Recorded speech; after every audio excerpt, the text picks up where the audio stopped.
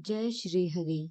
हिंदू धर्म में बृहस्पतिवार का व्रत अत्यंत पवित्र और फलदायी माना जाता है, क्योंकि यह दिन जगत के पालनहार भगवान श्री हरि और देवताओं के गुरु बृहस्पति देव को समर्पित होता है। मान्यता है कि जो व्यक्ति सच्चे मन, श्रद्धा और नियम के साथ इस व्रत को करता है, उसके जीवन में सुख, शांति और समृद्धि का वास होने लगता है। यह व्रत विशेष रूप से उन लोगों के लिए अत्यंत लाभकारी माना गया है जो अपनी मनोकामनाओं की पूर्ति चाहते हैं, क्योंकि बृहस्पतिवार का व्रत करने से रुके हुए कार्य बनने लगते हैं, विवाह में आ रही बाधाएं भी दूर हो जाती हैं और संतान प्राप्ति का सुख भी मिलता है। शास्त्रों के अनुसार बृहस्पति ग्रह को ज्ञान, धर्म, समृद्धि और गुरु का प्रतीक माना गया है और उनकी कृपा के बिना जीवन में स्थायी सुख और सफलता की प्राप्ति संभव नहीं होती। ऐसा कहा जाता है कि देव गुरु बृहस्पति में वह अद्भुत शक्ति होती है जो व्यक्ति के जीवन में शुभता, विस्तार और उन्नति का मार्ग प्रशस्त करती है। यदि उनकी कृपा किसी व्यक्ति पर हो जाए तो उसका भाग्य बदल सकता है और जीवन में खुशियों का संचार होने लगता है। वहीं यदि ये अप्रसन्न हो जाए तो व्यक्ति को अनेक प्रकार की कठिनाइयों का सामना करना पड़ता है। इसलिए बृहस्पतिवार के दिन विशेष रूप से भगवान विष्णु और बृहस्पति देव की पूजा अर्चना करने का विधान बताया गया है। इस दिन पीले वस्त्र धारण करना, चने की दाल, गुड़ और हल्दी और पीले फूल अर्पित करना, व्रत कथा सुनना अत्यंत शुभ माना गया है। जो व्यक्ति पूरे श्रद्धा भाव से इस व्रत को करता है, भगवान का स्मरण करता है, उसके जीवन से दरिद्रता दूर होती है, परिवार में खुशहाली आती है और हर प्रकार की बाधाएं समाप्त होने लगती है। यही कारण है कि बृहस्पतिवार का व्रत केवल एक धार्मिक अनुष्ठान नहीं, बल्कि जीवन को सकारात्मक दिशा देने वाला एक आध्यात्मिक साधन माना जाता है, जो व्यक्ति को न केवल भौतिक सुख प्रदान करता है, बल्कि उसे धर्म, ज्ञान और सच्चे मार्ग की ओर भी प्रशस्त करता है। अब सुनते हैं बृहस्पतिवार व्रत की कथा। प्राचीन काल की बात है। एक छोटे से नगर में एक अत्यंत गरीब और साधारण ब्राह्मण रहता था। वह स्वभाव से धर्मपरायण और ईश्वर भक्त था, लेकिन उसकी जीवन संगिनी बिल्कुल उसके विपरीत थी। वह न तो समय पर स्नान करती, न किसी देवता की पूजा करती, न ही घर को शुद्ध रखती। उसके इस व्यवहार से ब्राह्मण बहुत दुखी रहा करता। वह उसे बार बार समझाता कि धर्म और स्वच्छता ही सुख समृद्धि का मार्ग है, लेकिन उसकी पत्नी पर इन बातों का कोई असर नहीं पड़ता।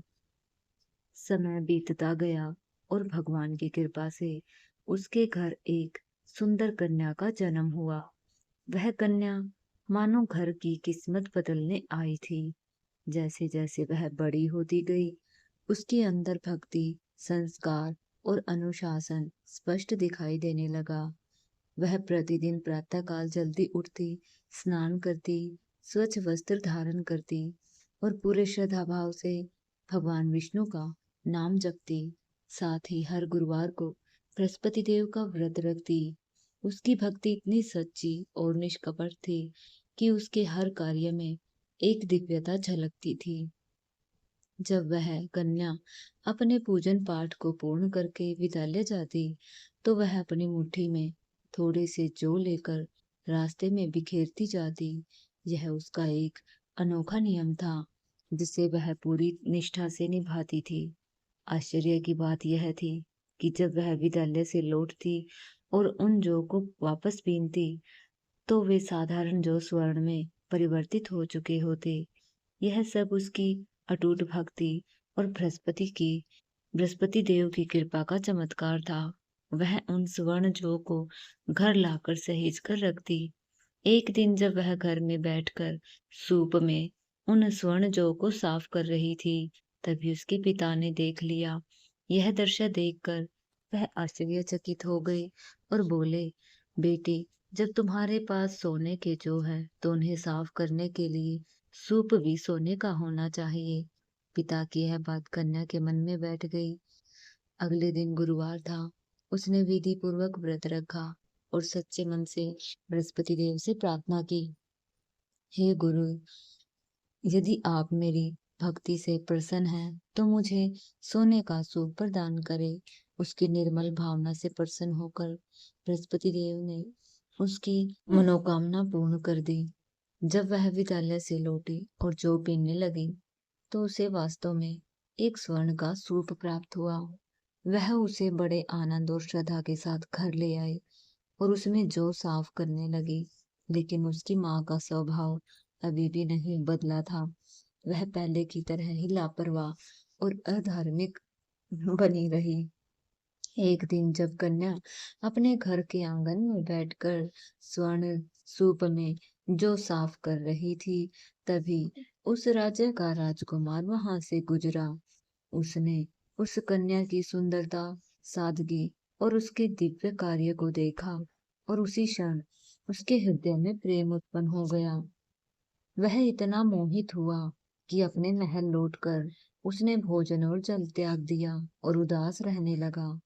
जब राजा को अपने पुत्र की इस स्थिति का पता चला, तो वह चिंतित हो उठा और मंत्री के साथ उसके पास गया। उसने बहुत पूछने पर भी राजकुमार ने अपनी इच्छा व्यक्त की कि वह उसी कन्या से विवाह करना चाहता है जिसे उसने स्वर्ण सूप में जो साफ करते देखा था।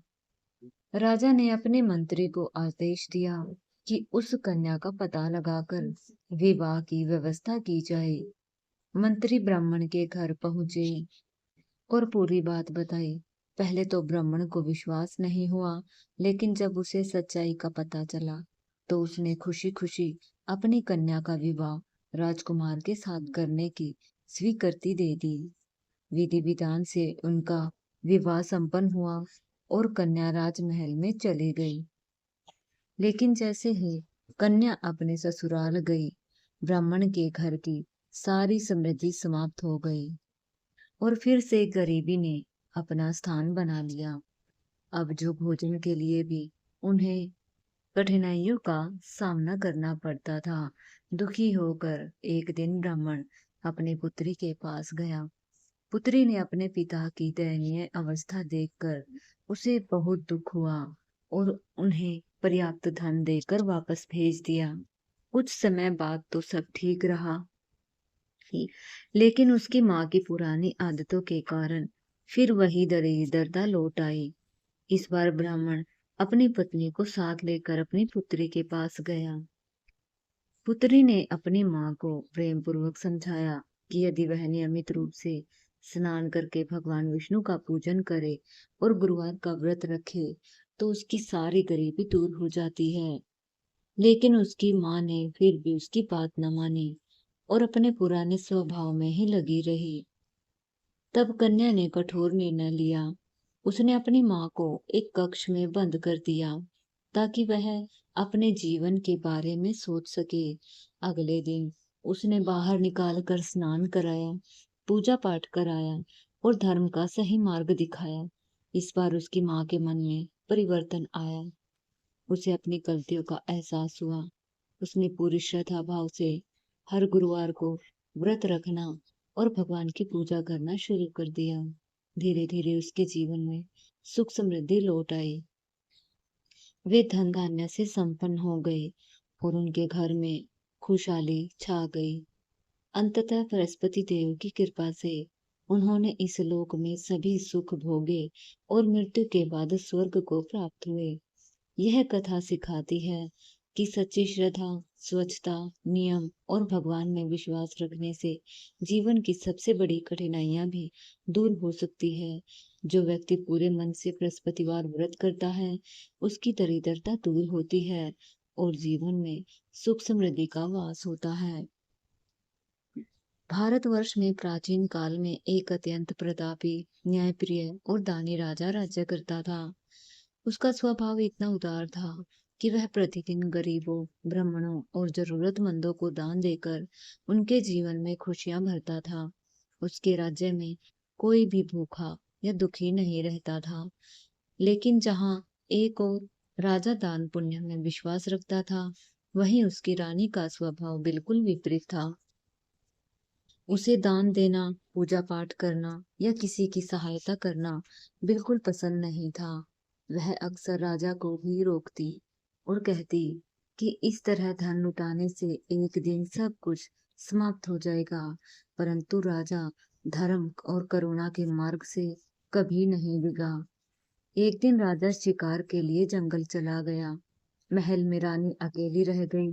उसी समय देवगुरु बृहस्पति एक साधु का वेश धारण करके उसके महल में आए और भिक्षा मांगने लगे।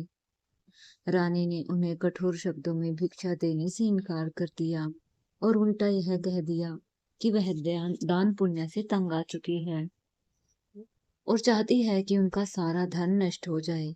साधु के रूप में आए बृहस्पति देव ने उसे समझाने का प्रयास किया। धन का सही उपयोग दान, सेवा और धर्म के कार्यों में करना चाहिए, जिससे यह सुर पुण्य की प्राप्ति होती है। लेकिन रानी के मन पर इन बातों का कोई प्रभाव नहीं पड़ा। तब बृहस्पति देव ने कहा तथास्तु और उसे ऐसा उपाय बताया जिससे उसका सारा वैभव नष्ट हो गया। रानी ने अज्ञानवश वही किया और केवल 3 गुरुवार के भीतर उसका पूरा राजपाट, धन दौलत सब समाप्त हो गया। महल में भोजन तक का अभाव हो गया। राजा रानी को दर दर की ठोकरें खाने की नौबत आ गई। इस स्थिति को देखकर राजा बहुत दुखी हुआ। रानी को महल में छोड़कर स्वयं प्रदेश चला गया ताकि किसी तरह जीवन यापन कर सके। वह जंगल से लकड़ियां काटकर शहर में बेचने लगा, जबकि इधर रानी और उसकी दासी भूख और गरीबी में दिन बिताने लगी। एक समय ऐसा आया जब 7 दिनों तक रानी और उसकी दासी को भोजन नसीब नहीं हुआ। तब मजबूर होकर रानी ने अपनी दासी को अपनी धनी बहन के पास सहायता मांगने भेजा। संयोग से उस दिन गुरुवार था। रानी की बहन बृहस्पतिवार व्रत की कथा सुन रही थी। नियम के अनुसार उसने कथा समाप्त होने का तक कुछ नहीं कहा। दासी को लगा कि उसे अपमानित किया गया है और वह निराश होकर लौट आई। जब रानी को यह बात पता चली तो वह अपने भाग्य को कोसने लगी और बाद में बहन स्वयं आई। उसने सच्चाई बताकर रानी को बृहस्पतिवार व्रत का महत्व समझाया। बहन के कहने पर जब रानी ने अपने घर में खोज करवाई तो आश्चर्यजनक रूप से अनाज से भरा एक घड़ा मिला। यह देखकर रानी को विश्वास हुआ कि यह सब बृहस्पति देव की कृपा है। तब उसने पूरी श्रद्धा से व्रत रखने का निश्चय किया। अगले गुरुवार को उसने विधि पूर्वक व्रत रखा। चने की दाल, गुड़ और केले की जड़ के पास भगवान विष्णु का पूजन किया।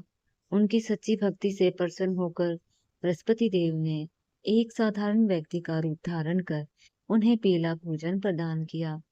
धीरे धीरे रानी के जीवन में फिर से सुख समृद्धि लौट आई।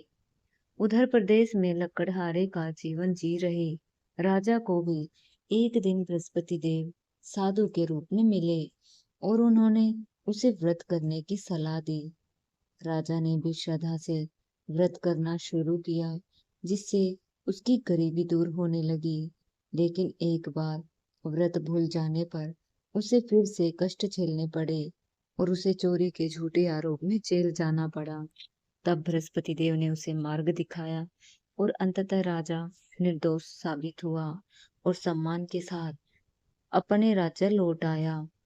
तब राजा वापस लौटा तो उसने देखा कि उसका राज्य पहले से भी अधिक समृद्ध हो चुका है। तब रानी यह सब रानी की भक्ति और दान पुण्य का फल था। रानी अब पूरी तरह बदल चुकी थी और अपने धन का उपयोग जन कल्याण में करने लगी। राजा भी बृहस्पतिवार व्रत का महत्व समझ गया और उसने नियमित रूप से कथा सुनना और सुनाना शुरू किया। उनकी श्रद्धा और भक्ति से प्रसन्न होकर बृहस्पति देव ने उन्हें संतान सुख भी प्रदान किया। इस प्रकार यह कथा सिखाती है कि धन का सही उपयोग दान, सेवा और धर्म में ही है। जो व्यक्ति सच्चे मन से बृहस्पतिवार का व्रत करता है, कथा सुनता है और दूसरों को सुनाता है, उसकी सभी मनोकामनाएं पूर्ण होती है और जीवन में सुख शांति और समृद्धि आती है। तो दोस्तों, यह थी पवित्र और चमत्कारी कथा देवगुरु बृहस्पति देव की, जो सिखाती है कि सच्ची श्रद्धा, नियम और भक्ति से जीवन की सबसे बड़ी परेशानियां भी दूर हो जाती है। जो व्यक्ति पूरे विश्वास के साथ भगवान श्री हरि और बृहस्पति देव की पूजा करता है, उसके जीवन में सुख, समृद्धि और खुशियों का आगमन होता है। अगर आपको यह कथा पसंद आई हो तो वीडियो को लाइक जरूर करें, अपने दोस्तों और परिवार के साथ शेयर करें ताकि यह दिव्य कथा अधिक से अधिक लोगों तक पहुंच सके। और हाँ, चैनल कहानी विद आरडी को सब्सक्राइब करना ना भूलें, क्योंकि यहाँ आपको मिलती है ऐसी प्रेरणादायक, रहस्यमय और धर्म से जुड़ी अद्भुत कहानियाँ और जानकारियाँ। अंत में सभी मिलकर प्रेम से बोलिए, बोलो बृहस्पति देव भगवान की जय, श्री हरि विष्णु भगवान की जय।